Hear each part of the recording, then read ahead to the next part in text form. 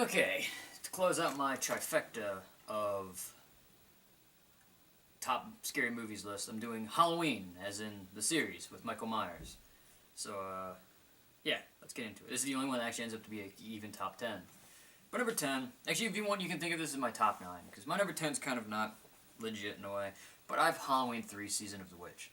I've not seen this whole movie. I've seen bits and pieces of this movie, and the bits that I've seen do not interest me in the slightest. For those of you who don't know, this is a John Carpenter one, which is what really surprises me, but it's not about Michael Myers.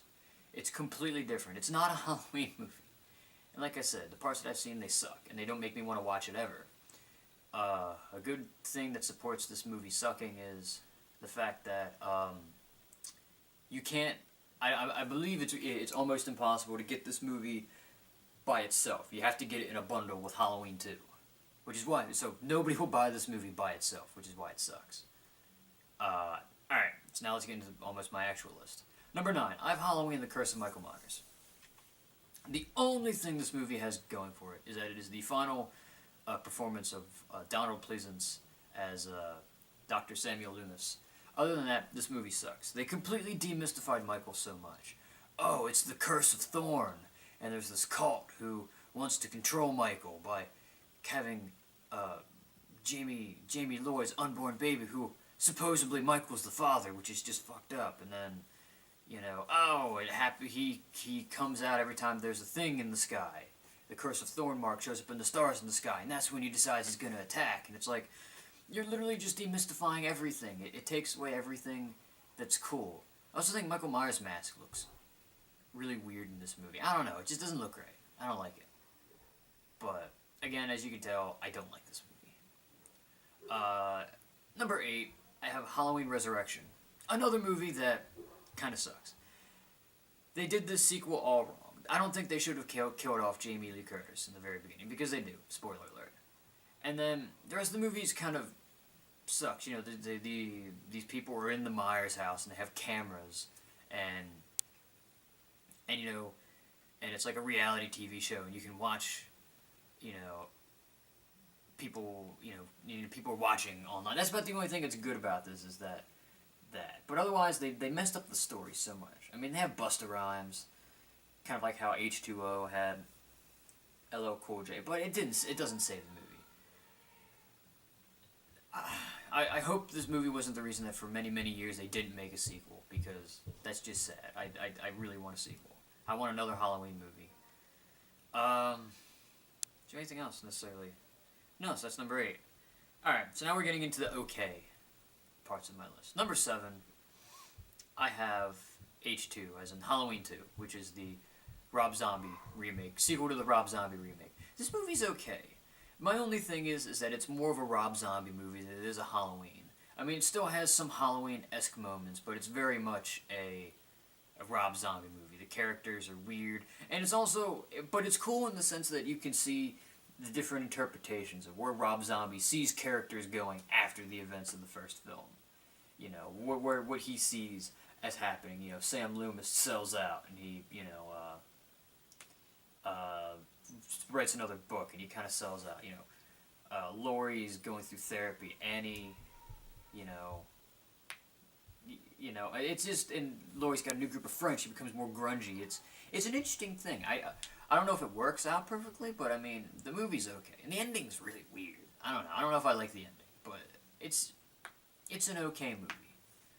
I mean, I know the beginning of the movie is a great big reference to the original Halloween 2 in the hospital, but it's okay. This is an okay one. It's not the best, but it's not the worst. Number 6, I have Halloween 5. Does that one have a name? I don't know if that one has a name. Halloween 5, Part 5, whatever it is. This one it's a little weird in the sense that you still have Jamie Lloyd, played by Danielle Harris, and she apparently has a psychic connection to her uncle, and she can sense when he's going to kill. And that's what the events of the last movie have had on her. And I think this might be a start in the direction of the weirdness, but this movie, it's not completely weird like The Curse of Michael Myers. But this one's okay. This movie has a lot of balls, though. I mean, they kill off all the surviving characters of the last film. I mean, they kill off Jamie's sister, and then they kill off her surrogate friend. They kill a dog. That's also. Well, and then again, I guess Michael is the personification of pure evil. But yeah, this one's just really dark. And it's okay. You know, Donald Pleasance becomes more of a, almost the town crazy person than the educated man that he is in earlier films. But you know, this movie works. Also, I kind of like the way Michael's mask looks. His nose is really really long, kind of. He looks a little bit more realistic, and it's again the movie's interesting. And then the ending again sets up Halloween Resurrection, but then I don't know if I like the ending of that movie too much. Yeah, that was number 6. Let's see. H2O, Halloween, Charisma, Halloween Resurrection. H2O. Alright, so number 5, I have Halloween 4, The Return of Michael Myers. You know, after the abysmal thing of Halloween 3, this movie comes out, and it's, as it says, The Return of Michael Myers. You know, in this one, you know, before we find out differently later on, Jamie Lee Curtis's her character, Laurie Strode, dies in an automobile accident, and so, but she has a daughter who survived, and so Michael finds out about this, and so he goes and he decides he's going to go kill the daughter, and I really like, I like this movie. Michael it's a little bit more, he's a little bit more robotic in this movie, which I think almost works perfectly. He's very much just like a shape instead of having character. In the other movies, he kind of has a little bit of character. Like, I don't know, he just seems so almost non-human, whereas at least in other movies he still has like a humanness to how he walks that's just not there in this movie. Again, I like Danielle Harris. Her job is playing Jamie is really cool. And I like the duality where she picks the clown costume, and then she murders her stepmom, and then it's like, oh no, she's going to become Michael, and it's like huge setup, and then they kind of blew that. It's kind of like the whole thing with Tommy Jarvis in the Friday the 13th series. You know, kind of a similar situation to that. But it's okay. Alright, number 4, I have Halloween 2. The original, not the remake.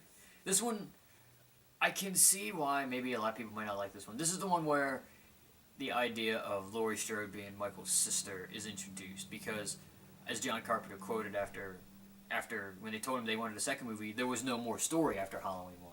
So that's what he added. And now I know basically all movies since then have been a jumping off point, in a way. Like, the first movie, and I'll get to that maybe when we get to the first movie, so I'll leave that thought, but this movie's cool. I mean, the whole hospital sequence is really terrifying. I mean, this is probably the only legit scary Halloween movie that I think I've seen in a long time. You know, Jamie Lee Curtis is the only Laurie that matters, in my opinion. Man, I'm trying to think about anything else to say. The only things that I think maybe some characters were introduced to be killed off. I mean, that is something that sometimes happens with these movies, but it's not as bad as Friday the 13th, where I think 3/4 of the people who die are introduced solely so they can be killed off. So yeah, this one's pretty good. I mean, it just kind of, it's literally happens right after the first one, and it works. It works really, really well. Okay, number 3, Rob Zombie's Halloween. This one is really good. Like, these top 3 are top-notch, really good movies. Rob Zombie managed to demystify early Michael's life. That was something that, like, I don't know, I think if anybody else would have done it, it wouldn't have worked out as well. Because, like, the first 20 minutes of the movie, Michael's not even an adult yet. He hasn't broken out. Like, the events of the first film haven't even happened. And it's just interesting to see everything. Like, how he's a little bit more psychotic. It's not shown that he just suddenly decided to kill his sister, like is implied in the original series because of the awful curse of Michael Myers. No, he's not right in the head, and you see his slowly descent to madness, and it works. And you almost care for Michael. You know, when he kidnaps Laurie and he points to the picture of Laurie and points to her, you know, that works. I think Malcolm McDowell is a great Sam Loomis. I think, you know, what's his name? Tyler Mane does a great job as Michael Myers. I think he's probably my favorite guy to play Michael Myers. I think bringing Danielle Harris in was just an interesting homage to all that, except she's playing a different character. And she doesn't die yet. She dies in his sequel, but it's really cool. But the only pet peeve I have is that they at least introduced the concept of Laurie being Michael's sister early. She doesn't know, but they introduced the concept early. You know. And I like the idea that Rob Zombie threw in, which he exploited in the second movie, but I like just the hints of it here where that, Laurie's just as crazy as her brother is. And I'm like, oh, that's really cool. Alright, so the top two. Number 2, I have H2O, Halloween 20 Years Later. This one's really cool because it's almost a true sequel to the second Halloween movie. Again, it's 20 years later. The only thing is, this movie. I wish this movie tried to maintain the continuity of later movies. Since then, like this movie basically says that 3, 4, 5, and 6 never happened. That those movies never happened. That after Halloween 2, Michael's body vanished and he was not heard from for 20 years. But then he finds out where Samuel Loomis lives and kills him and his caretaker. And then he goes to prep school where Laurie Strode, I think now, what's her new name? But she's now the dean of a private school, and he tracks her there, and he kills like her son's friends and stuff like that. And I think it's a great movie in the sense that it's more true, I think, than even 4, 5, and 6 are. It's just great. Like, this was something that you don't usually see in horror movies, which is Laurie Strode stops running. And that's why this movie's so great. This is probably another thing of the number 2 being my personal favorite, but not the best. The Halloween H2O is my favorite Halloween movie. And Laurie Strode, stops running, and she goes and she confronts her brother, and there's a nice little moment before she kills it, and she has peace. And, Resurrection, destroys that by saying, oh, he switched costumes, and he just kind of walked out with somebody, and it's just like, why would you do that? Like, I don't know. If they would have, I think they should either make a different sequel, keep Laurie Strode alive, or just not do that. I don't know. I don't know what I want. I just think they could have done a sequel to this movie better. This movie deserves a good sequel, but it probably won't ever get one. And then, number 1, as you probably all guess, is the original. The original Halloween is so good. The music, or the lack thereof at times, makes it extremely creepy. And this movie's so pure, comparatively. Now, Halloween 2 is good, and the direction where they go makes sense after Halloween 2. But, like, John Carpenter had decided that Laurie Strode was Michael's sister, wasn't his sister that got adopted out. And so, it honestly, in the first movie, looks like he's just randomly killing people. I mean, she's the main character, so of course she's going to see Michael all over the place. But it's like, he's not targeting her, necessarily, it doesn't look like. He's just targeting all these kids, and he just goes on a murderous rampage. And it's so cool. I think probably the best scene about that is when Michael killed... I mean, and it's not... I mean, cool in the sense of personification. But when Michael, he kills a German Shepherd, it's to show that he is evil.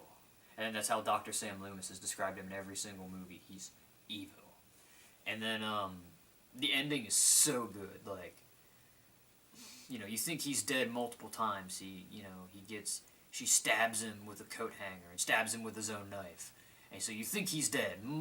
She stabs him in the neck with a sewing needle, and then she stabs him with his own knife, and then he gets shot 6 times, and he just gets up. And I think the ending's so cool because it just pans everywhere, and it's like, Michael Myers is references The Shape in this movie. And he's supposed to be supernatural, but like, not supernatural like in this one. He's just everywhere. He's evil. He is evil. He's not some kind of curse put on him. He's just evil. And that's, I think, what separates Michael Myers from all the other horror movie icons out there, because he is evil personified.